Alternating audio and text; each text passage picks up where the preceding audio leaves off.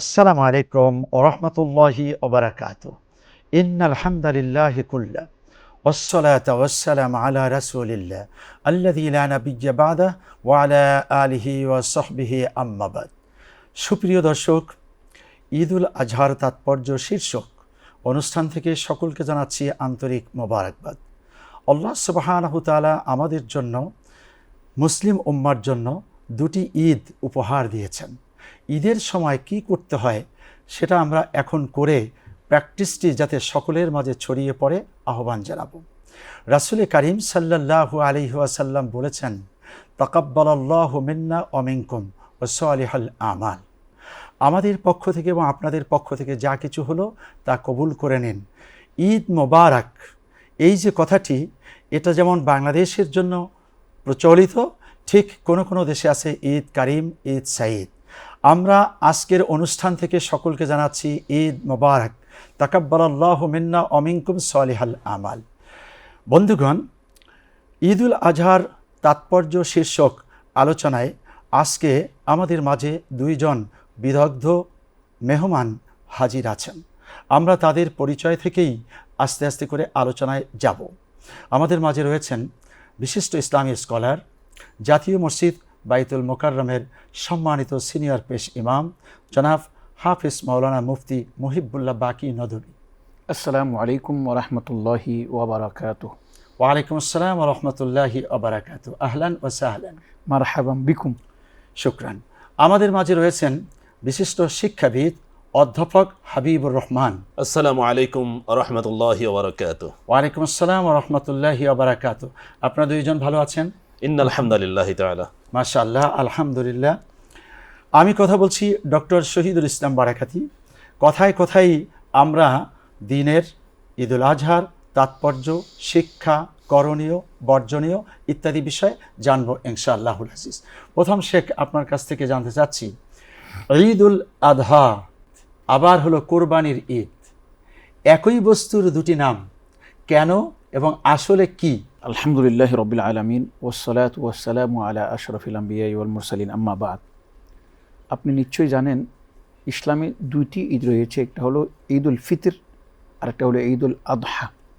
আপনি ঈদুল ফিতর অর্থ জানেন, রোজা যখন ছাড়লেন, ফিতর অর্থ ছেড়ে দেওয়া, এর থেকে আসলো ঈদুল ফিতর। আরেকটা হলো কুরবানি। আমরা সাধারণত কোরবান অর্থ বিসর্জন দেওয়া, আর উদহিয়া অর্থ নিজেকে ত্যাগ দেওয়া বা কাউকে কোরবানি দেওয়া। উদহিয়া এটা হলো কোরবানির পশুকে বলা হয়, যেই বস্তুকে কোরবানি দেওয়া হয় তাকে উদহিয়া বলা হয়। এর বহু বচন হলো আদাহি। তাহলে কি আমরা এইভাবে বুঝতে পারি যে আসলে কোরবানি আর উদহিয়া দুটি সম্পূরক, একটি আর একটির জন্য সমার্থক শব্দ। মানে হলো কোরবানি দেয়া আবার জবেহ করা, এই দুটি মিলে আসলে ঈদুল আজহা। ঈদুল আজহা। এবং আমরা আমাদের বোঝানোর জন্য সহজ ভাষায় আমরা যেহেতু কোরবানি শব্দটা বেশি বুঝি, সেজন্য কোরবানির ঈদ বলি আর কি। অতএব বন্ধুগণ, যারা অনুষ্ঠান দেখছেন সকলকে অনুরোধ জানাবো, আসলে এই দুটি শব্দের মাধ্যমে দুইটা ঈদ নয়, একটি ঈদ, সেটা হলো কোরবানির ঈদ, ঈদুল আজহা। আমরা এ পর্যায়ে অধ্যাপক হাবিবুর রহমান আপনার কাছ থেকে জানতে চাব যে আসলে ঈদুল আজহা কি, কেন এই উৎসবটি আমাদের মাঝে এসে হাজির হলো? কোরবানিটা ত্যাগটা, এটা হযরতে সাইয়্যিদানা ইব্রাহিম আলাইহিস সালামের সুন্নাহ থেকে এসেছে, ওনার আমল থেকে আজকে আমরা এই শিক্ষাটা গ্রহণ করেছি। এটা তাখতালিফুল আহকাম বিইখতিলাফিল আহওয়াল, পর্যায়ক্রমে এই প্রেক্ষাপটে এসে ওই শিক্ষা থেকেই, ওই ত্যাগ থেকেই, ওই স্যাক্রিফাইস থেকেই আমরা স্যাক্রিফাইস করি। এখন যে আমরা কোরবানি করি, গরু জবাই করি, আসলে এখানে সকলের প্রতি আমার আরজ শেখ, যে গরু জবাই শুধু করলাম এইটার নাম শুধু কোরবানি নয়, শুধু জবাই শেষ হয়ে যাচ্ছে। কিন্তু আমাদের যে স্যাক্রিফাইস, অন্তরের যে স্যাক্রিফাইস, আমাদের যে অনুভূতি, এটা হলো আসল। মাশাআল্লাহ, চমৎকার বলেছেন। এ লক্ষ্যে আল্লাহ সুবহানাহু ওয়া তাআলা বলছেন সূরাতুল হজ্জ, লা ইয়ানালুল্লাহা লুহুমুহা ওয়ালা দিমাউহা ওয়ালাকিন ইয়ানালুহুত তাকওয়া মিনকুম। আল্লাহ সুবহানাহু ওয়া তাআলা বলছেন যে কখনোই গোশত বা রক্ত আল্লাহর কাছে পৌঁছে না, আল্লাহর কাছে পৌঁছে হলো তাকওয়া। আপনি এই দাওয়াতটাই দিয়েছেন আপনার কথার মাধ্যমে। বন্ধুগণ, আসলেই আমরা যেন তাকওয়া অর্জন করতে পারি। তাকওয়া মানে খোদাভীতি, অর্থাৎ কোরবানিটি হবে আল্লাহর ভয়ে, আল্লাহর হুকুম পালন করে, আল্লাহর জন্যই, নিজের কোনো নাম জাহির করার জন্য নয়।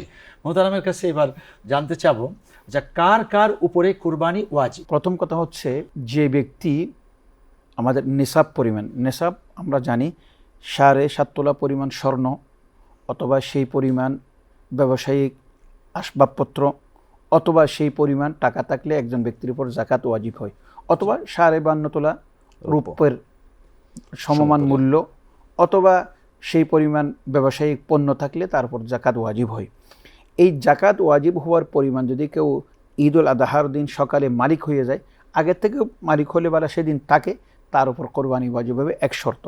দ্বিতীয় নম্বর শর্ত হলো, এই শুধু মাল থাকলে হবে না, সাথে সাথে তাকে মুকিম হতে হবে।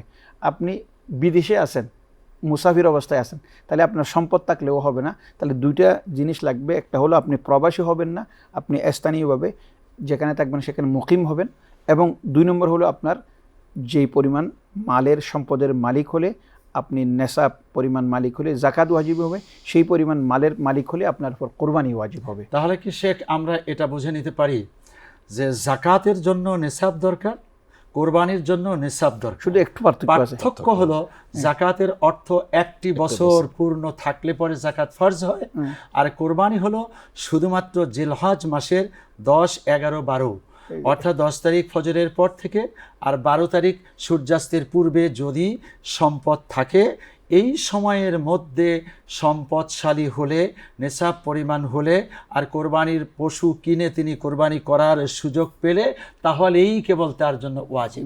এই আলোচনায় আমরা আরও জানব আমাদের মেহমানদের কাছ থেকে। মোহতারাম, আপনার কাছ থেকে জানতে চাচ্ছি, আজকের পৃথিবীতে অনলাইনে কোরবানি, এটা আমরা শুনতে পাই। তার মানে হলো ডিজিটাল ওয়ার্ল্ড, অনেক কিছুই যেমন ডিজিটালি সলভ হয়, কোরবানিও সেরকম অনলাইনে হচ্ছে। এটা কতটুকু ঠিক বা ব্যাঠিক? হজে যাচ্ছি আমরা, হজের সময় কিন্তু আমরা মুসাফির।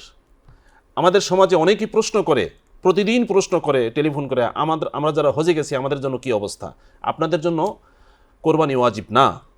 তা সুতরাং অনলাইনে যে কোরবানিগুলি দেয়, জবাইগুলি করে, এই কোরবানিগুলি তার জন্য যদি সে মুকিম হয়ে থাকে তার জন্য জরুরত নেই। আর যদি তিনি মুকিম হন, মুসাফির হন, তাহলে মুসাফির হইলে সেই ব্যক্তি তার জন্য অব্লিগেটরি না, আর মুকিম হইলে তার জন্য অনলাইনে সে করতে পারে। যেমন অনলাইনে টাকা পয়সার মালিক, সে টাকা পয়সার মালিক, অফলাইন। আচ্ছা, এই দুইটা একটু মজার বিষয়। সেটা হলো যে অনলাইন এটা আজকের পৃথিবীতে চালু হয়েছে, যদি সেখানে অনলাইনেও কোরবানি হয় আর বাস্তবে সেই কোরবানিটি হচ্ছে, সময়ের ভিতরেই হচ্ছে, এবং কোরবানি করার যে যথাযথ পদ্ধতি, সেই পদ্ধতি মানা হচ্ছে, তাহলে অনলাইনেও হয়ে যাবে। এটা আজকের পৃথিবীর ফকিদের রায়। মোহতারাম, এই ব্যাপারে একটু বলবেন। প্রথম কথা হচ্ছে, যেমন মনে করেন আমরা অনলাইনে একটা জিনিসের অর্ডার দিছি, নিয়ে আসছে, এখানে অনলাইনে কোরবানির অর্থ কি? অনলাইনে কোরবানির অর্থ হলো কোনো একটা কোম্পানি নিজের দায়িত্ব নিলে যে আমি কোরবানি করব, আমরা বললাম তা ভাই আপনার কোন কোন ক্রাইটেরিয়ার, কোন কোন গরুর, কোন কোন ছাগলের কি দাম, আমরা লোকটাকেও বিশ্বাস করি এবং লোকটা ফ্রড নয়, এবং তাকে বললাম যে ঠিক আছে, তাহলে আমি আমার এখন ছেলে সন্তান নাই, আমি কোরবানি দিতে পারবো না, জবে করার মতো লোক সামর্থ্য নেই, তবে আমার কোরবানি ওয়াজিব হয়েছে।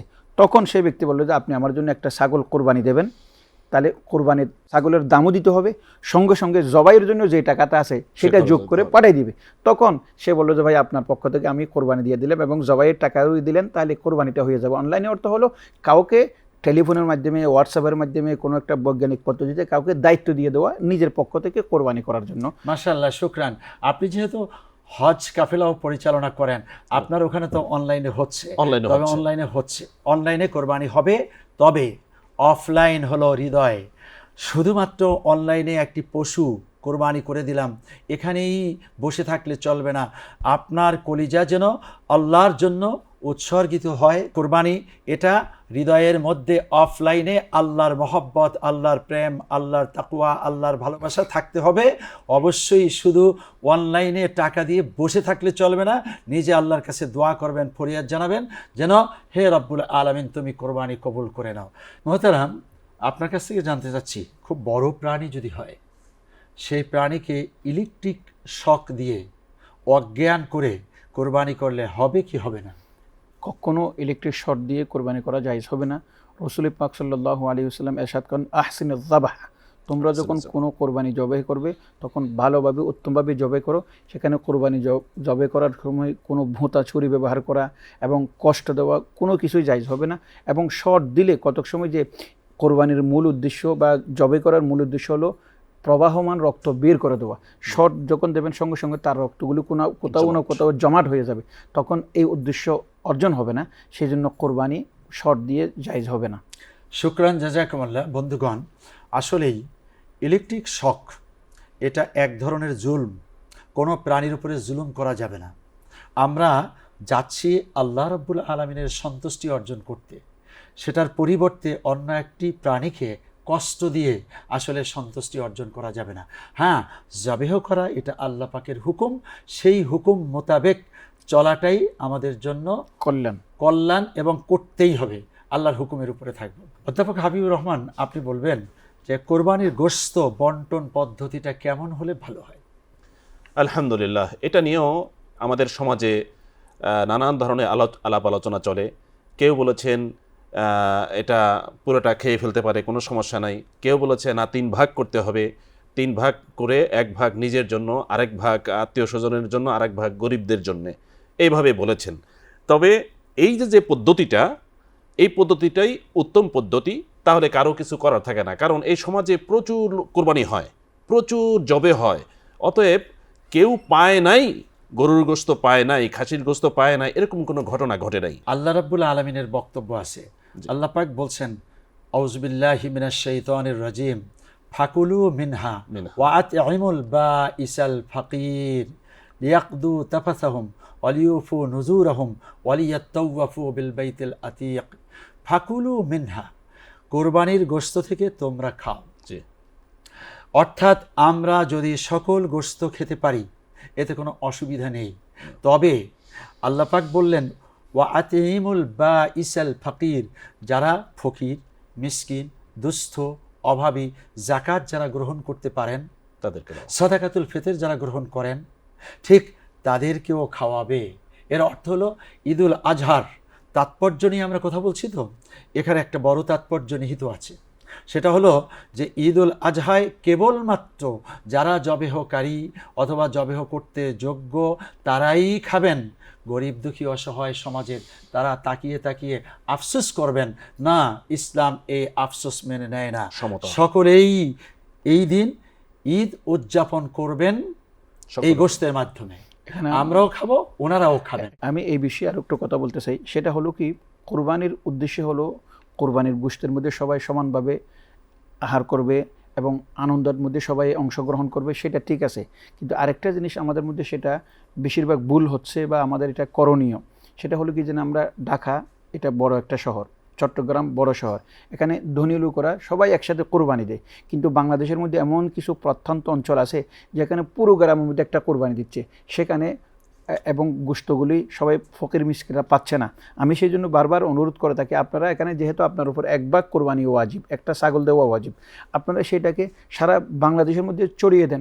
আপনি নাম করার জন্য শুধু এখানে 3 লক্ষ টাকা দিয়ে একটা কোরবানি দিবেন, তার সাথে আপনি কম পয়সা দিয়ে এখানে একটা আপনার ওয়াজিব কোরবানি আদায় করেন। আর কিছু যেখানে প্রত্যন্ত অঞ্চল যেখানে কোরবানির গোশত পাচ্ছে না, সেখানেও আপনি বিলিয়ে দেন। এটা হলো আমার একটা বিনীত অনুরোধ। দ্বিতীয় নম্বর কথা হচ্ছে, অনুরোধের পাশাপাশি আমরা এটা বলতেই পারি, এমনটি আমাদের করা উচিত। দ্বিতীয় আর একটা কথা হলো কি জানেন, আমরা গোশতটা এমনভাবে বন্টন করি যে গরিবরা ঈদের দিন দেখবেন যে এখানে রাস্তাঘাটে কিছু মানুষ গোশত বেশি পাওয়ার পরে সেটা আবার 800 টাকার গোশত 500 টাকা বিক্রি করতেছে। তাহলে এটা আবার কেউ কেউ কিনে নিয়ে যাচ্ছে। আমি বলবো যে আপনারা যেহেতু কোরবানি দিচ্ছেন, আপনারা আত্মীয় স্বজন, গরিব, মিসকিন, দুস্থ সবার কাছে আপনি বিলাইবেন, এতে কোনো সন্দেহ নেই। কিন্তু আপনারা একটা অংশ রাখেন, যেই অংশটা এখান থেকে করার পরও কমপক্ষে জবে না করলেও, ওখানে গিয়ে জবে না করলেও গোশতগুলি আপনি গ্রামের মধ্যে পৌঁছিয়ে দেন। শুকরান, জাযাকুমুল্লাহ, মাশাআল্লাহ, আলহামদুলিল্লাহ। প্রিয় দর্শক, আপনারা দেখছেন বাংলাদেশ টেলিভিশন কর্তৃক আয়োজিত ঈদুল আজহার শীর্ষক তাৎপর্য অনুষ্ঠান। উৎসবটি যাতে সকলের জন্য হয়, কেবল আমি কুক্ষিগত করে না রাখি, আর এটা ধনের কোরবানি না, মনের কোরবানি যাতে হয়, এই অনুরোধ রেখে এবার জনাব হাবিব সাহেব, আপনার কাছ থেকে জানতে চাচ্ছি, এই যে ঈদুল আজহায় আমরা যাচ্ছি, যাওয়া আসার পথে এবং ওই দিনে ঈদের ময়দানে এবং আমাদের পারিপার্শ্বিকতায় কি করা উচিত? যখন আমরা ঈদের নামাজে যাব তখন বাসার থেকে না খেয়ে এই কোরবানির ঈদের যে জামাত, এই জামাতে অ্যাটেন্ড করব, এইটাই হলো সুন্নাহ।